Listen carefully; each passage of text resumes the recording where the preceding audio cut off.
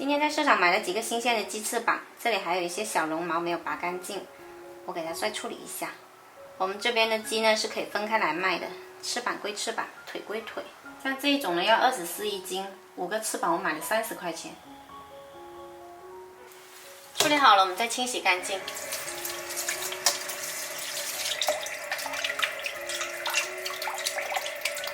再把它砍成小段。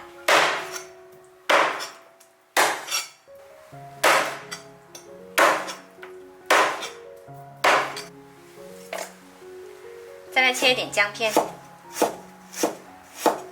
块。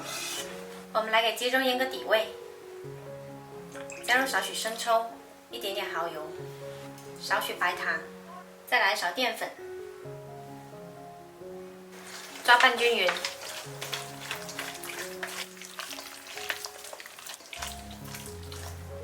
再来一点花生油，锁住水分，也可以增香。拌匀后腌制一会儿。鸡肉腌好了之后呢，我们来准备一个香菇橄榄菜，这是一个具有潮汕风味的一个小菜，特别香。我们来舀一些出来，大概2小勺，加到鸡肉里面，然后拌均匀。前几期视频我做的乌兰呢，很多朋友问我这个橄榄菜里面用的橄榄是不是乌兰？其实不是的，它这里面用的是青橄榄。好啦，拌好了，倒到蒸盘里面铺平，尽量不要有重叠的，这样蒸出来呢比较均匀。哇，这橄榄菜太香了，闻着都要流口水了。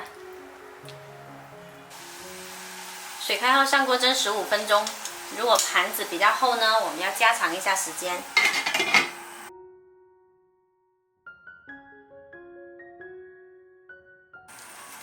时间差不多了，开盖，撒一些葱段进去，再蒸20秒，记得全程用大火哦。好了，我们的鸡肉蒸熟啦，可以出锅。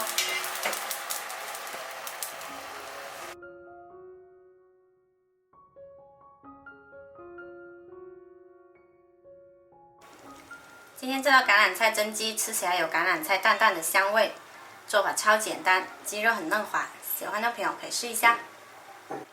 我是小坏，喜欢我的视频记得关注我哦。